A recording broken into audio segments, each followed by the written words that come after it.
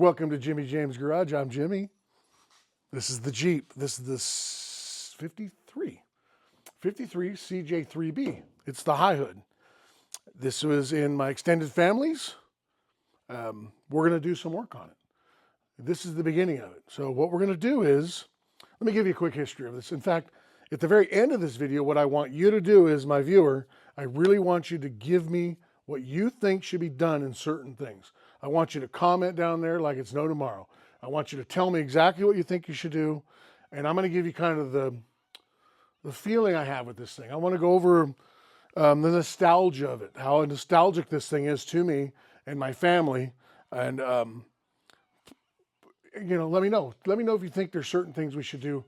Things like seat belts. We're going to do a few things that there's not much debate about. Some of the safety stuff we're going to do. Oil changes, things like that. Let me give you the history of this thing. So this is a 1953 CJ-3B, as we said. It was an originally green Jeep. Uncle Bill, and we'll just call him Uncle Bill. It's family stuff, so you don't need to follow along for all that. Uncle Bill built this in 1961-ish is what my dad said. And then Uncle Bill had passed at some point. Uncle Bob got it. Uncle Bob took the Jeep and I want to say the late 60s, somewhere in there. And Bob had painted it orange somewhere in the 70s. Do I have exact dates? No. But that's when he did it. He painted this bright orange, and this thing was stunning. I'm telling you, it was stunning. It's the first vehicle I ever personally drove, so it kind of feels like my first car. I've spent most of my youth in this Jeep, weekends up at the ranch, hunting out of it, things of that nature. Went to the Rubicon for the first time in this Jeep at a young age, sat right in the back there. And my riding partner was Richie, so if you're watching this, you remember that. We were pretty young at the time. I don't remember a lot of it because we were young. So 53 CJ-3B, high hood. High hoods basically were not considered the cream of the crop. Every one of the more of the military type hood. They raised the hood for the engine. I'm not going to get into the history of the Jeeps, but over the years, they've really gained attention, and they're really cool. So we're going to start at the beginning of this. What I'm going to do is restore it. I'm going to bring it back to life. It hasn't run since approximately 89. And I would like it to be like it was. I really want it that way. I do struggle with it a little bit because, 8 inches of lift, 35-inch tall tires, big ripping LS in it. But we can go a long ways with this thing. But does everybody have a grandfather or an uncle or an older brother or something that you rode around in a Jeep in, and you went out on the Saturday, like a day like today, when it's just nice and warm out and the top's off, and you went to the Frosty Freeze in it, or you went up hunting in it, or you went to wherever, the mountains in one of these? Because I did, and I'm sure a lot of you guys did. So part of what gets me here is this thing is so nostalgic, I kind of want to keep it. So first question, let's start at the beginning, right here. This is a one massive piece of iron.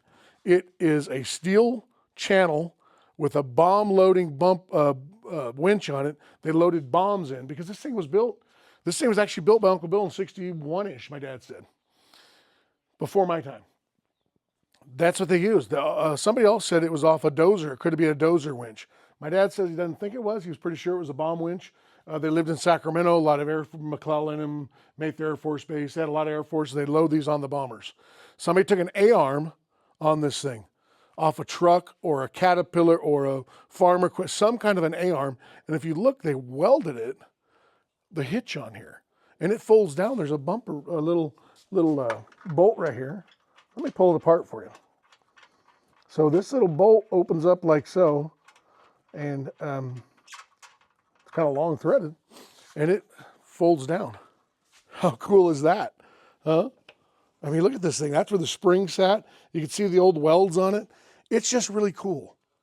The one really cool thing about this thing is it was built, like I said, in the 60s, and this is what a lot of guys did back then. They couldn't, bear with me while I put the hitch back up. Hold on.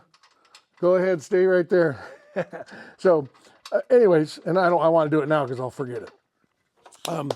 People back in the 60s built their own. They couldn't just go to Smittybilt and buy a Smittybilt bumper. So my first question for my viewers, Remember Grandpa, remember Uncle Bob, remember Grandpa Rudy, remember Uncle Bill built that thing.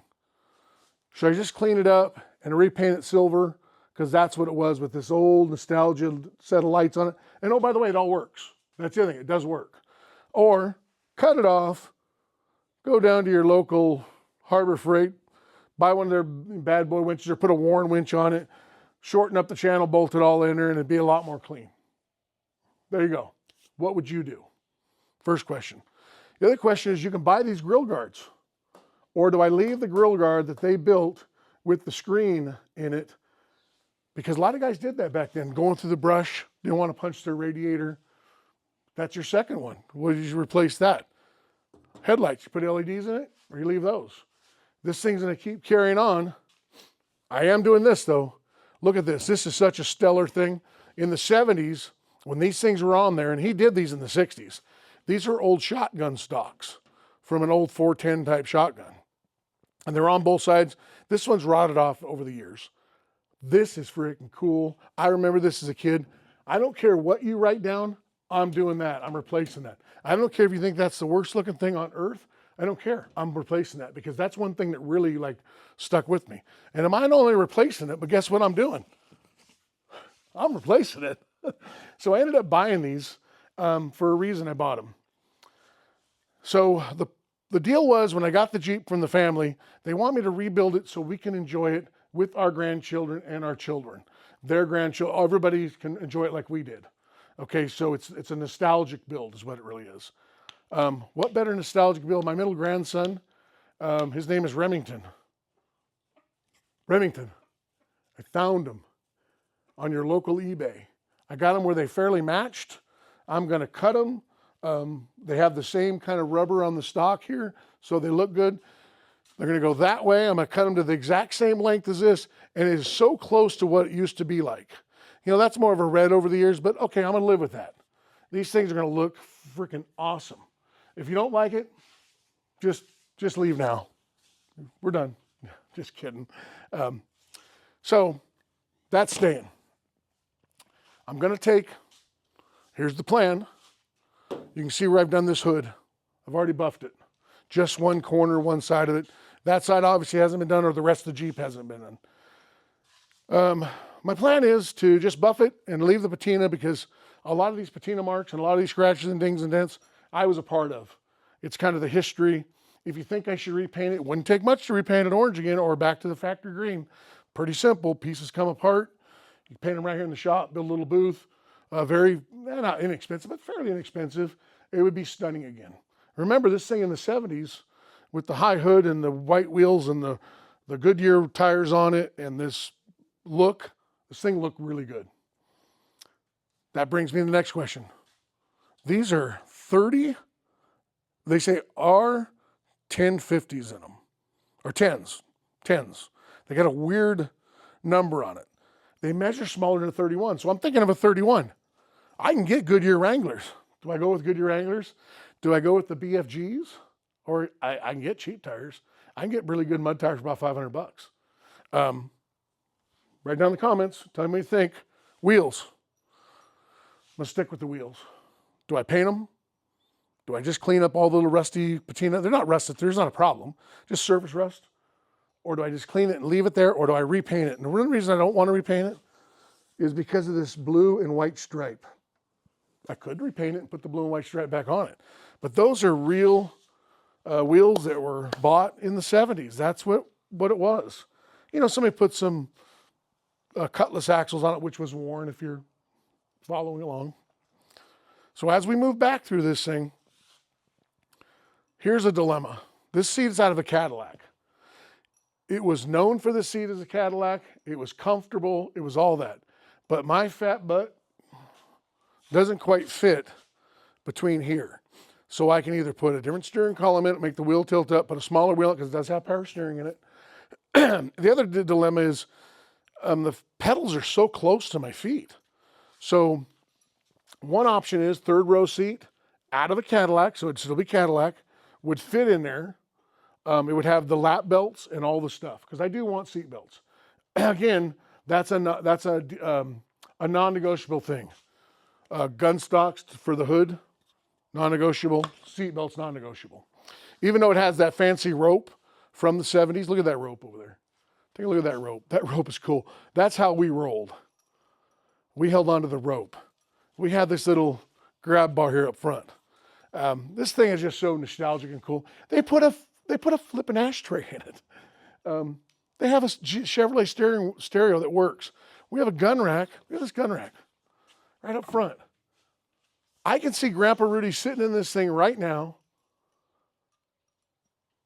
because we did something, who knows, pulling up. You kids, you get in the back of this thing. Where are you wandering off to?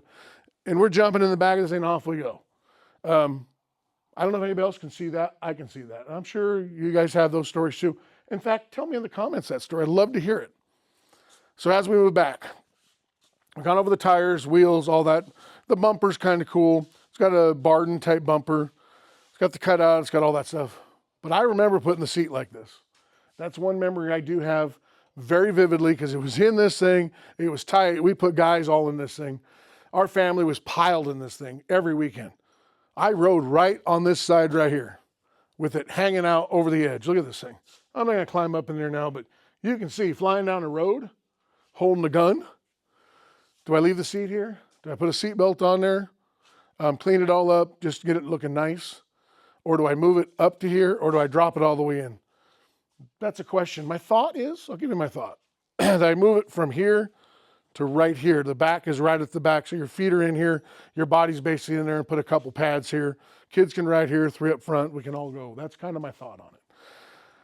Again, I'd really like you to put in the comments what you think. I'd love to hear your Jeep story, your history, or did Grandpa ride around a Blazer? Did Grandpa ride in a Bronco, a Scout? I want to hear that. Put that down in the comments. Should I add a cage to it? Should I put 2 more bars and put a front hoop on it? I don't know. That's a good question. Probably just going to put a bikini top in it that hooks right here, hooks on the back like it was. Let me show you something else.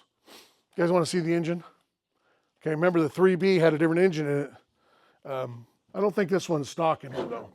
It's really, really interesting. So it is a 265 Chevrolet 1956 with the remote oil filter on top. Still has the old log manifolds on it.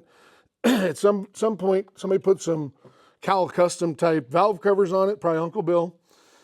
He put firewall, brake master cylinder, and clutch up on the firewall with actual pedals in it. It even has a Jeep gas pedal. Show them the pedal. The pedal's cool. I don't know if you can see it on the camera, but it has a Jeep gas pedal. See that on the top there? It says Jeep. The other thing that's cool is the stereo works and the Motorola speaker. Look at that speaker. That's what they used to listen to AM radio in. I mean, can you hear the old cracking stereo that, you know, going in and out of service and blaring as you're driving down the road? Just so vintage, so vintage. Just takes you right back to the 60s and 70s. Power steering. Not much going to happen there. It has a heater that Uncle Bill put in at some point. Not much going to happen here other than cleanup. You know, if you have a suggestion, should I drop an LS in it? I got one sitting over there, bolt in. Yeah, let me know in the comments. And again, thanks for sticking around here. Appreciate it. So right now, right here, I don't know which side it's on. One of these sides. I'm going to see you there at the next video. So go ahead and click on there and we'll see you there.